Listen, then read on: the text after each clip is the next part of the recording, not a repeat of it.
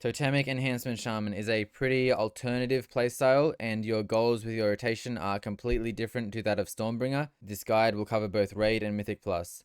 I will first give a disclaimer on its viability. Totemic did not suffer from the recent nerf. I think it is viable in Mythic Plus, but it is still a bit behind Stormbringer. In Raid, I think it will pull ahead on certain bosses, but I think Stormbringer will still be fine for every boss. You do not need to learn Totemic if you do not want to. So these are your talents with Totemic. This is the only build. You have one flex point between AoE and single target. The main idea behind Totemic is that our Surging Totem does a lot of pulsing physical damage around it, so we will be scaling this with the large amount of physical damage amps on our tree. The secondary idea is that Sundering causes our totem to unleash a triple damage pulse, so we are using a talent that makes our Storm Strike resets have a chance to reset Sundering, and we are fishing for a lot of these resets. So first I want to talk about how we play around our totem. It has a 24-second duration and cooldown, so we are pressing this strictly off cooldown every time it comes up. When we place a totem, we gain an air mote that when activated sends out 3 surging bolts that buff your totem by 30% for its entire duration.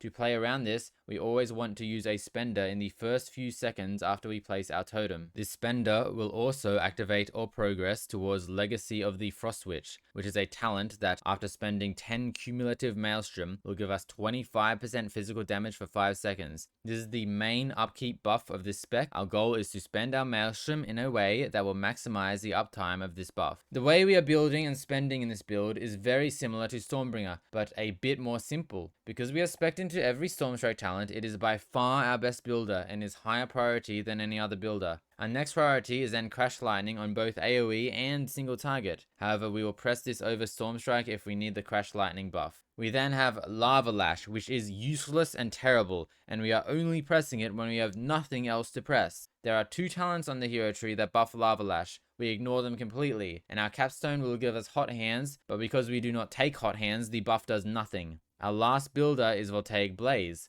This benefits from the Earth mote on our capstone, causing it to do 4 times damage. Because of this, our goal is to use Voltaic Blaze once per totem, which means you want to aim to save any additional procs until you place your next totem. And our spender logic is very simple. We will spend to either keep up Legacy of the Frost Witch or to not overcap on Maelstrom. On single target, we will press Lightning Bolt. On 2+ targets, we will press Chain Lightning. The one adjustment is, if you want pure priority damage, you will press Lightning Bolt because this build does not have Lightning Rod. Now to talk about Sundering. In this tree, Sundering is not a builder, it is in fact your hardest hitting ability. Before we use this, we want to use our air mote by pressing our first spender after our totem as explained earlier, and we want to make sure Legacy of the Frost Witch is up. When Sundering is on cooldown, we are trying to reset it through pressing Stormstrike and Crash Lightning, but we are still looking to spend to not overcap and to keep Legacy of the Frost Witch buff up. So our general priority list would look like this. We always have a totem down, we spend once to consume the air mode, and then we use Sundering unless we have no Legacy of the Frost Witch, in which case we build and spend again. After this Sundering, we will enter a loop of building and spending while attentively watching for Sundering resets and pressing it immediately if it does reset. Now to talk about Ascendance. The power of Ascendance in Totemic is actually similar to that of Stormbringer, in that it is a strong 2-minute cooldown. Its strength comes from its massive multiplier to your totem's pulsing damage, and additionally from Windstrike allowing you to spend and fish for resets in the same global. And inside your Ascendance, you're going to press Doom Winds, which is particularly stronger than its Stormbringer variant. The strength of Doom Winds is that it largely increases your chance to reset Sundering. In single target, we are going to use this after we use our Sundering in Ascendance, and in AoE, we are going to use it before. The reason for this is that it procs a Wind Fury hit on every target, which means the chance to reset is much higher upon hitting multiple targets. 1 minute after our Ascendance, we will press Doom Winds off cooldown. In this non-Ascendance Doom Winds, we will prioritize Crash Lightning over Stormstrike on AoE. And on a note, it is important to sync Doom Winds up with Ascendance while playing Totemic. So on a single target opener, we will apply Flame Shock as the boss runs in, drop our totem,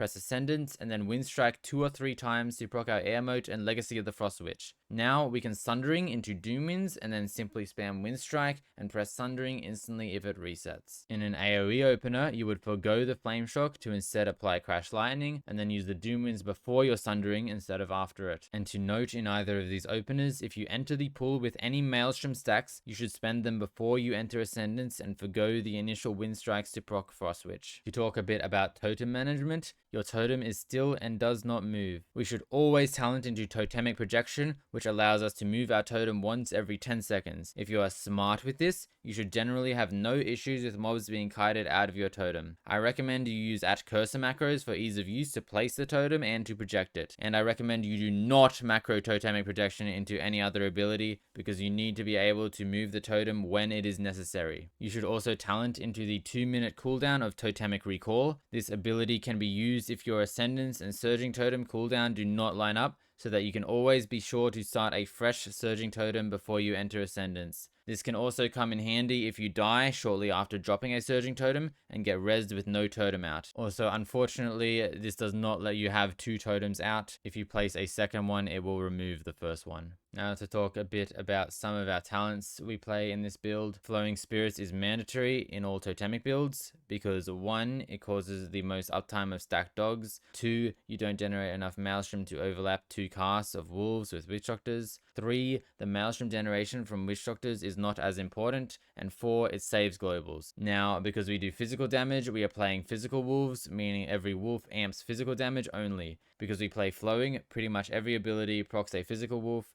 and there is not too much we can do to play around them. And similarly to Stormbringer, we have some abilities in our spellbook that are completely useless. You can untalent out of Frost Shock because we never play Hailstorm in Totemic, and you can untalent out of Lava Burst because there is no situation we press this as it doesn't even proc Surging Bolts. And to reiterate what I said before about Lava Lash, the talents on the hero tree that synergize with Lava Lash are simply too weak to think about and not worth your time. Lava Lash is the lowest priority spell in your kit for Totemic. A note on gear, you can just use the same gear for Totemic as you do for Stormbringer. The totem scales off Mastery because it does Flame Strike damage, and Mastery also increases your chance to get Sundering resets, while Haste increases the tick rate of your totem and helps a lot with your Frost Witch uptime. Now to talk a bit about how Totemic compares to Stormbringer, it is definitely worse overall in Mythic Plus, but it has some advantage in being easier. There is less to track, you don't have to worry about entering packs with a Tempest, and you won't have issues with aggro because your damage is a totem. The one really good thing about Totemic's damage, however, is it can burst really high damage in a single global. This means it can perform really well in raid fights where there are many small adds that die very quick. For a bit of a breakdown on how to play raid fights, on Ulgrax, simply press your cooldowns on pull and then in each add phase as they get a bit grouped up. On Bloodbound Horror, move your totem towards the adds as you go down, potentially saving a Sundering.